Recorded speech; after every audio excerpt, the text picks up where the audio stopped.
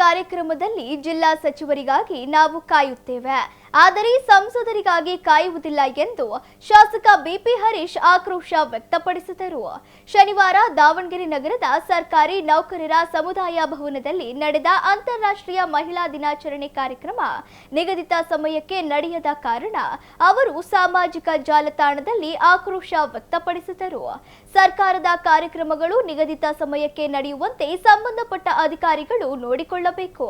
ಕಾರ್ಯಕ್ರಮಕ್ಕೆ ಸಚಿವರು ತಡವಾಗಿ ಬಂದರೆ ನಾವು ಕಾಯುತ್ತೇವೆ, ಅದನ್ನು ಬಿಟ್ಟು ಸಂಸದರಿಗಾಗಿ ಕಾಯುವುದು ಎಷ್ಟರ ಮಟ್ಟಿಗೆ ಸರಿ? ಜಿಲ್ಲಾಧಿಕಾರಿ, ಜಿಲ್ಲಾ ಪಂಚಾಯತ್ ಸಿಇಒ ನೀವು ಹೀಗೆ ಕಾಯುತ್ತೀರಾ ಅಲ್ವಾ? ನಿಮಗೆ ಏನು ಅನ್ಸಲ್ವಾ ಎಂದು ಪ್ರಶ್ನಿಸಿದರು. ಜಿಲ್ಲಾಧಿಕಾರಿಗಳೇ, ನೀವು ಒಂದು ಮನೆಯ ಸೇವಕರಂತೆ ವರ್ತನೆ ಮಾಡುತ್ತಿದ್ದೀರಾ. ನೀವು ಜಿಲ್ಲೆಗೆ ಬಂದ ಮೇಲೆ ಅನ್ಯಾಯ ಹೆಚ್ಚಾಗಿದೆ. ನೀವು ನನ್ನ ಫೋನ್ ನಂಬರ್ ಅನ್ನು ಬ್ಲಾಕ್ ಲಿಸ್ಟ್ಗೆ ಹಾಕಿದ್ದೀರಾ. ನ್ಯಾಯಕ್ಕಾಗಿ ಹರಿಹರದ ಶಾಸಕರು ಫೋನ್ ಮಾಡಿದರೆ ಡಿಸಿಗೆ ಭಯ ಇದೆ. ಚುನಾಯಿತ ಪ್ರತಿನಿಧಿಗಳ ಕರೆಗಳನ್ನು ನಿರ್ಲಕ್ಷಿಸಬಾರದೆಂದು ವಿಧಾನ ಪರಿಷತ್ ಸಭಾಪತಿ ಬಸವರಾಜ ಹೊರಟ್ಟಿ ಅವರು ನೀಡಿದ ಆದೇಶವನ್ನು ನೀವು ಪಾಲಿಸಬೇಕು. ನನ್ನ ಫೋನ್ ನಂಬರ್ ಅನ್ನು ತಕ್ಷಣ ಬ್ಲಾಕ್ ಲಿಸ್ಟ್ನಿಂದ ತೆಗೆಯಬೇಕು ಎಂದು ಆಗ್ರಹಿಸಿದರು. ನಮಸ್ಕಾರ. ಎಲ್ಲರಿಗೂ ಅಂತಾರಾಷ್ಟ್ರೀಯ ಮಹಿಳಾ ದಿನಾಚರಣೆಯ ಶುಭಾಶಯಗಳು. ಈ ದಿವಸ ನಮ್ಮ ಜಿಲ್ಲಾಡಳಿತದ ಕೆಲವೊಂದು ಕಾರ್ಯವೈಖರಿಯ ಬಗ್ಗೆ ಎಲ್ಲರ ಗಮನಕ್ಕೆ ತರಲಿಕ್ಕೆ ನಾನು ಪ್ರಯತ್ನ ಮಾಡ್ತೀನಿ. ಈ ದಿನ ಭಾನುವಾರ ಆಗಿರೋ ಕಾರಣ ಜಿಲ್ಲಾಡಳಿತ ನಿನ್ನೆ ಬೆಳಗ್ಗೆ ದಾವಣಗೆರೆ ಸರ್ಕಾರಿ ನೌಕರರ ಭವನದಲ್ಲಿ ಅಂತಾರಾಷ್ಟ್ರೀಯ ಮಹಿಳಾ ದಿನಾಚರಣೆಯ ಆಚರಣೆಯನ್ನು ಮಾಡಿದರು. ಆ ಒಂದು ಕಾರ್ಯಕ್ರಮಕ್ಕೆ ನನ್ನನ್ನು ಕೂಡ ಮುಖ್ಯ ಅತಿಥಿಗಳಾಗಿ ಆಹ್ವಾನವನ್ನು ನೀಡಿದರು. ಸಮಯ ಬೆಳಗ್ಗೆ 11 ಗಂಟೆಗೆ. 11:15 ನಾನು ಆ ಕಾರ್ಯಕ್ರಮಕ್ಕೆ ಹೋದಂಥ ಸಂದರ್ಭದಲ್ಲಿ ಕಾರ್ಯಕ್ರಮ ಪ್ರಾರಂಭವಾಗಿರಲಿಲ್ಲ. ನಾನು ಸುಮಾರು ಒಂದು 10 ನಿಮಿಷಗಳ ಕಾಲ ಕಾದು ಅಂತಾರಾಷ್ಟ್ರೀಯ ಮಹಿಳಾ ದಿನಾಚರಣೆಯ ಶುಭಾಶಯಗಳನ್ನು ಅಲ್ಲಿ ನೆರೆದಿರ್ತಕ್ಕಂಥ ಸಾರ್ವಜನಿಕರಿಗೆ, ಅಧಿಕ ಸಂಖ್ಯೆಯಲ್ಲಿ ಸೇರಿರ್ತಕ್ಕಂಥ ಮಹಿಳೆಯರಿಗೆ ಶುಭಾಶಯಗಳನ್ನು ಕೋರಿ ನಾನು ನನ್ನ ಹರಿಹರ ತಾಲೂಕಿನ ಕಾರ್ಯಕ್ರಮಗಳಿಗೆ ನಾನು ಹೋದೆ. ನಾನು ಬಯಸೋದು ಏನಂದರೆ, ನಮ್ಮ ಜಿಲ್ಲಾ ಅನೇಕ ಕಾರ್ಯಕ್ರಮಗಳು ದಾವಣಗೆರೆ ನಗರದಲ್ಲಿ ಜಿಲ್ಲಾ ಕೇಂದ್ರದಲ್ಲಿ ನಡೆಯುತ್ತೆ. ದಾವಣಗೆರೆಯ ಕ್ರೀಡಾಂಗಣದಲ್ಲಿ ಜಿಲ್ಲಾ ಮಟ್ಟದ ಕ್ರೀಡೆಗಳು ಕೂಡ ಜಿಲ್ಲಾ ಪಂಚಾಯಿತಿಯ ಒಂದು ಅಡಿಯಲ್ಲಿ ಉದ್ಘಾಟನಾ ಕಾರ್ಯಕ್ರಮ ನಡೆಯುತ್ತೆ. ಕ್ರೀಡಾಪಟುಗಳು ಬೇರೆ ಬೇರೆ ತಾಲೂಕಿನಿಂದ ಮುಂಜಾನೆ 9 ಗಂಟೆಗೆ ಕ್ರೀಡಾಂಗಣಕ್ಕೆ ಬಂದು ಕಾಯ್ತಾ ಇರ್ತಾರೆ. ಆದರೆ ಇಡೀ ಜಿಲ್ಲಾಡಳಿತ ಆ ಕಾರ್ಯಕ್ರಮವನ್ನು 11 ಗಂಟೆಗೆ 12 ಗಂಟೆಗೆ ಉದ್ಘಾಟನೆ ಮಾಡೋಕ್ಕೋಸ್ಕರವಾಗಿ ಕಾಯ್ತಾ ಇರ್ತಾರೆ. ಇವತ್ತು ಜಿಲ್ಲಾ ಸಚಿವರು ಆ ಕಾರ್ಯಕ್ರಮವನ್ನು ಉದ್ಘಾಟನೆ ಮಾಡಲಿಕ್ಕೆ ಒಂದು ಅರ್ಧ ಗಂಟೆ ತಡವಾದರೆ ಕಾಯ್ಬೋದು.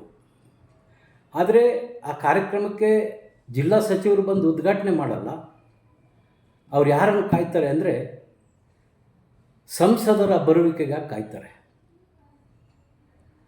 ಕ್ರೀಡಾಂಗಣದಲ್ಲಿ ಬಿಸಿಲಲ್ಲಿ ಕುಂತಂಥ ಕ್ರೀಡಾಪಟುಗಳು ಇವರು ಬರೋ ತನಕ ಜಿಲ್ಲಾಧಿಕಾರಿಯಿಂದ ಹಿಡಿದು ಜಿಲ್ಲಾ ಪಂಚಾಯತಿನ ಮುಖ್ಯಸ್ಥರು, ಶಿಕ್ಷಕರು ಕಾಯ್ತಾ ಇರ್ತಾರೆ.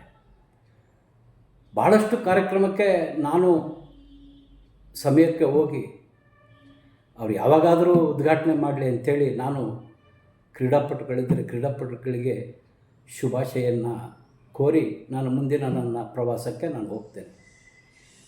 ಏನಿದು ಜಿಲ್ಲಾಧಿಕಾರಿ ಇರಲಿ, ಜಿಲ್ಲಾ ಪಂಚಾಯತ್ ಮುಖ್ಯಸ್ಥರಿಗೆ ಏನು ಅನಿಸಲ್ವಾ? ಒಂದು ಕಾರ್ಯಕ್ರಮ ಈಗಾದರೆ ಒಪ್ಕೋಬೋದು. ಅವ್ರಿಗೆ ಸಮಯಕ್ಕೆ ಸರಿಯಾಗಿ ಬಂದು ಶುಭಾಶಯನ್ನೇ ಕೋರಿ ಹೋದಂಥ ಶಾಸಕರ ವಿಚಾರವಾಗೂ ಕೂಡ ಮಾಧ್ಯಮಕ್ಕೆ ತಿಳಿಸುವ ಸೌಜನ್ಯ ಜಿಲ್ಲಾಡಳಿತಕ್ಕಿಲ್ಲ. ಇದನ್ನು ನಿನ್ನೆ ಅಂತಾರಾಷ್ಟ್ರೀಯ ಮಹಿಳಾ ದಿನಾಚರಣೆ 2:45-3 ಗಂಟೆ ತನಕ ನಡೆದಿದೆ. ಈ ಸಂಸದರ ಬರುವಿಕೆಗಾಗಿ ಇಡೀ ಜಿಲ್ಲಾ ಆಡಳಿತ ಅಲ್ಲಿ ಕಾಯಬೇಕಲ್ಲ. ಇದು ಏನು ಅನಿಸಲ್ವಾ? ಜಿಲ್ಲಾಧಿಕಾರಿ ಇರಲಿ, ಜಿಲ್ಲಾ ಪಂಚಾಯತಿನ CEO ಏನು ಅನಿಸಲ್ವಾ? ನಾನು ಕೂಡ ನಿನ್ನೆ ಶುಭಾಶಯಗಳಿಗೆ ತೆರಳಿದೆ. ಸೌಜನ್ಯಕ್ಕಾದರೂ ಶಾಸಕರು ಶುಭಾಶಯಗಳನ್ನು ಹೇಳಿ ತೆರಳಿದ್ದಾರೆ ಅಂತೇಳಿ ಮಾಧ್ಯಮದವರಿಗೆ ತಿಳಿಸ್ತಕ್ಕಂಥ ಸೌಜನ್ಯ ಕೂಡ ಇಲ್ಲ. ಇವರು ಒಂದು ರೀತಿಯಾಗಿ ಒಂದು ಮನೆಯ ಸೇವಕರ ರೀತಿ ಇವರ ವರ್ತನೆ ಇದೆ. ಅಲ್ಲಿ ನಡೆದಿರ್ತಕ್ಕಂಥ ಅನೇಕ ಅಧಿಕಾರಿಗಳಿಗೆ ಸೆನ್ಸಸ್ ಮೀಟಿಂಗ್ ಇತ್ತು. ಜಿಲ್ಲಾದ್ಯಂತ ಸೆನ್ಸಸ್ ಕಾರ್ಯಕ್ರಮ ಪ್ರಾರಂಭ ಆಗಿದೆ. ಅವರವರ ತಾಲೂಕುಗಳಲ್ಲಿ ಬೇರೆ ಬೇರೆ ಸಭೆಗಳಿರುತ್ತೆ, ಮೀಟಿಂಗ್ ಇರ್ತದೆ. ಇಂತಹ ಒತ್ತಡದಲ್ಲಿ ಜಿಲ್ಲಾಧಿಕಾರಿಗಳು, ಜಿಲ್ಲಾ ಪಂಚಾಯತ್ ಮುಖ್ಯಸ್ಥರು ಮುಂದೆ ಯಾವುದೇ ಈ ರೀತಿಯ ಕಾರ್ಯಕ್ರಮಗಳನ್ನು ಸಮಯಕ್ಕೆ ಸರಿಯಾಗಿ ದಯವಿಟ್ಟು ಪ್ರಾರಂಭ ಮಾಡಿ. 10-15 ನಿಮಿಷ ಪರವಾಗಿಲ್ಲ, 1 ಗಂಟೆ. ಇನ್ನೂ ಒಂದು ನೋವಿನ ಸಂಗತಿ, ಇದೇ ರೀತಿಯ ಒಂದು ಕ್ರೀಡಾ ಉದ್ಘಾಟನೆ ಇತ್ತು. ನಾನು ಸಮಯಕ್ಕೆ ಹೋಗಿ ಕ್ರೀಡಾಪಟುಗಳಿಗೆ ಶುಭ ಹಾರೈಸಿ ನಾನು ಹೋದೆ. ಸಂಜೆ ನಾನು ಸಂಬಂಧಪಟ್ಟ ಅಧಿಕಾರಿಗಳಿಗೆ ಕೇಳಿದೆ, ಎಷ್ಟೊತ್ತಿಗೆ ಉದ್ಘಾಟನೆ ಮಾಡಿದರು ಅಂತ. ಸಾರ್ ಯಾರೂ ಬರಲೇ ಇಲ್ಲ ಸಾರ್ ಅಂದರು. ಎಂಥ ಹಾಸ್ಯಾಸ್ಪದ ರೀ! ಜಿಲ್ಲಾಡಳಿತ ರಾಜ್ಯ ಸರ್ಕಾರಕ್ಕೆ ಒಳಗೊಂಡಂಥದ್ದಿದು. ಜಿಲ್ಲಾ ಸಚಿವರನ್ನು ಕಾಯೋಣ, ಹೋಗಲಿ. ಪಾಪ ಜಿಲ್ಲಾ ಸಚಿವರು ಮುದೋಳ್ಗೆ ಹೋಗಬೇಕು, ಚೈನಾಗೆ ಹೋಗಬೇಕು, ಜರ್ಮನಿಗೆ ಹೋಗಬೇಕು. ಅವರು ಟಾಟಾ ಬಿರ್ಲಾರ ಸಮನ ಅವರು ಬೆಳಿಬೇಕು. ಅವ್ರಿಗೆ ಒತ್ತಡ ಇರ್ತದೆ. ಪಾಪ ಕಾಯೋಣ ಒಂದು ಅರ್ಧ ಗಂಟೆ ಅವರನ್ನು. ಆದರೆ ಸಂಸದರನ್ನು ಎಲ್ಲ ಶಾಸಕರು ಕಾಯೋದು ಅಂದರೆ ಏನಾಗಿದೆ ಈ ದಾವಣಗೆರೆ ಜಿಲ್ಲಾಡಳಿತಕ್ಕೆ? ಇವ್ರಿಗೇನು ಅನಿಸಲ್ವಾ? ಜಿಲ್ಲಾಧಿಕಾರಿಗಳ ಗಮನಕ್ಕೆ ಈ ವಿಷಯ ತರೋಣ ಅಂದರೆ ಅವರು ನನ್ನನ್ನು ಬ್ಲಾಕ್ ಲಿಸ್ಟಿಗೆ ಹಾಕಿದ್ದಾರೆ. ಜಿಲ್ಲಾಧಿಕಾರಿ ನನ್ನ ಮೊಬೈಲ್ ಕರೆಗಳನ್ನು ಬ್ಲಾಕ್ ಲಿಸ್ಟಿಗೆ ಹಾಕಿದ್ದಾರೆ. ಜಿಲ್ಲಾಧಿಕಾರಿ ಭಯ ಅವರಿಗೆ. ನ್ಯಾಯವನ್ನು ಕೇಳ್ತಕ್ಕಂಥ ಹರಿಹರದ ಶಾಸಕ ಹರೀಶ್ ಅವರು ಫೋನ್ ಮಾಡ್ತಾರೆ ಅಂದರೆ ಭಯ. ಯಾಕೆ ಅಂದರೆ ಅವರು ಬಂದಾಗಿನಿಂದ ನಮ್ಮ ಜಿಲ್ಲೆಯಲ್ಲಿ ನಡೀತಿರ್ತಕ್ಕಂಥ ಅನ್ಯಾಯಗಳು ಎಷ್ಟು ಹೆಚ್ಚಾಗಿದೆ ಜಿಲ್ಲೆಯ ಜನತೆಗೆ ಗೊತ್ತಿದೆ. ಜಿಲ್ಲಾಧಿಕಾರಿಗಳೇ, ಈ ಮೂಲಕ ಹೇಳ್ತೇನೆ, ವಿಧಾನ ಪರಿಷತ್ತಿನ ಸಭಾಪತಿಗಳಾದಂಥ ಬಸವರಾಜ ಹೊರಟ್ಟಿಯವರು ಒಂದು ಆದೇಶ ಹೊರಡಿಸಿದ್ದಾರೆ. ಯಾವುದೇ ಚುನಾಯಿತ ಸದಸ್ಯರು ಫೋನ್ ಮಾಡಿದ್ದಾರೆ, ತಾವು ಮೀಟಿಂಗಲ್ಲಿದ್ದರೆ, ಕೆಲಸದ ಒತ್ತಡದಲ್ಲಿದ್ದರೆ, ನಂತರ ಅವರಿಗೆ ಕರೆ ಮಾಡಿ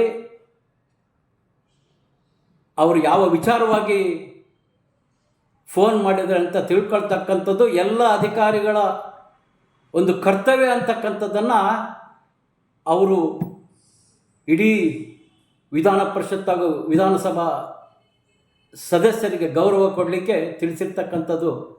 ಜಿಲ್ಲಾಧಿಕಾರಿಗಳೇ, ನಿಮಗೆ ಗೊತ್ತಿಲ್ವಾ? ನಾನು ಸಿಟ್ಟಿನಲ್ಲಿ ನಿಮಗೇನಾದರೂ ಮಾತಾಡ್ಬೋದು, ಆದರೆ ನೀವು ಮಾಡ್ತಕ್ಕಂಥ ಒಂದು ಮನೆತನದ ಸೇವೆ ಏನಿದೆ ಅಲ್ಲ, ಅದನ್ನು ನಾನು ಖಂಡಿಸ್ತೀನಿ. ದಯವಿಟ್ಟು ಬ್ಲಾಕ್ ಲಿಸ್ಟಿಗೆ ಹಾಕಿರ್ತಕ್ಕಂಥ ನನ್ನ ನಂಬರನ್ನು ಅದನ್ನು ತೆರವುಗೊಳಿಸಬೇಕು.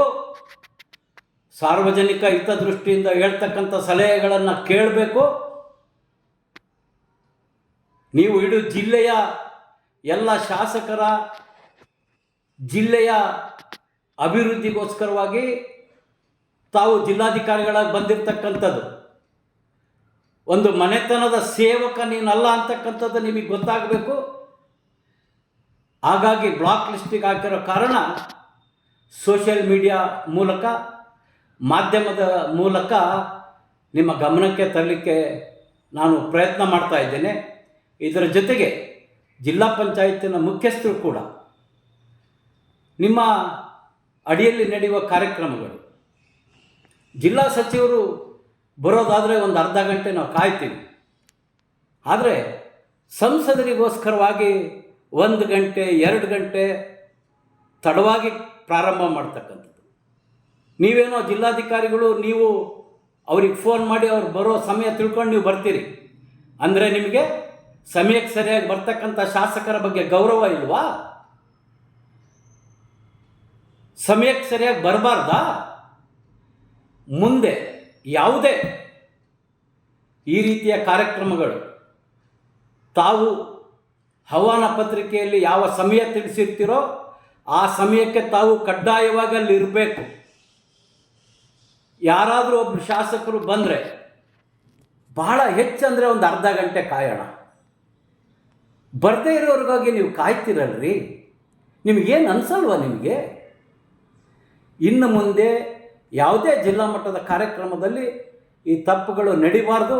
ಈಗಾಗಿದ್ದೇ ಆದರೆ ಜಿಲ್ಲಾಡಳಿತದ ವಿರುದ್ಧ ಬೃಹತ್ ಹೋರಾಟವನ್ನು ಹಮ್ಮಿಕೊಳ್ಬೇಕಾಗ್ತದೆ. ಈ ವಿಚಾರ ಸಾರ್ವಜನಿಕರಿಗೆ ಗೊತ್ತಾಗಬೇಕು ಅನ್ನೋ ಕಾರಣದಿಂದ ನಾನು ಈ ದಿನ ಸೋಷಿಯಲ್ ಮೀಡಿಯಾ ಮೂಲಕ ಎಲ್ಲ ಜನತೆಯ ಗಮನಕ್ಕೆ ತರಲಿಕ್ಕೆ ನಾನು ಪ್ರಯತ್ನ ಮಾಡ್ತಿದ್ದೇನೆ. ಧನ್ಯವಾದಗಳು.